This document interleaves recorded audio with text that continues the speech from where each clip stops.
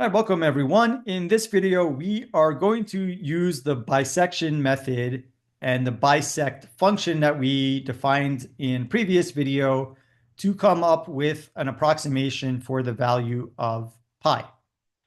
So what we can do is define a function that has a zero, which is pi, and then use the bisect method to track down that zero. So let's think of a very simple function that has pi as a root. So I'm going to define this function. We'll call it f. And it's going to be a function of one variable.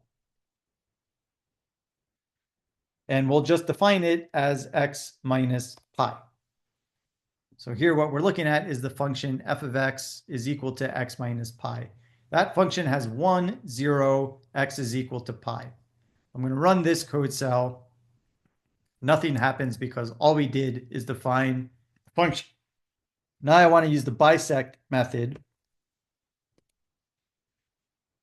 And we need to pick a lower value and an upper value. So I know if I were looking at the plot, I would be able to say, okay, I think 2 is a value which is less than pi. And 4 is a value which is bigger than pi. So somewhere in between those two should be pi. And if I plug 2 into this formula, I get something negative. If I plug 4 into this formula, I get something positive. So that seems reasonable. We're going to set our function equal to f that we just defined above.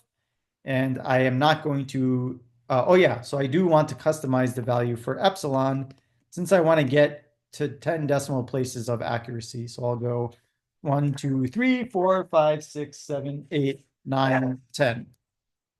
And if I run this function now with the lower value to upper value 4, our function x minus pi, which does indeed have a 0 at pi exactly, and I set my epsilon value to be within 10 decimal places or beyond 10 decimal places, I run this bisect function and it took less than a second to run. And you can see we've got pi accurate out to at least 10 decimal places. So this is the 10th decimal place over here. I can check to make sure that it matches up with that over there. And after that, there's some accuracy issues and it's not exactly equal to pi. But this did get us an approximation for pi out to 10 decimal places. So that's a pretty nice way of approximating the value of pi. So in the next video, we'll take a look at how we can use loops or possibly use vectorized functions to perform certain operations and compare the speeds at which operations are executed depending on whether we do them in a loop versus a vector.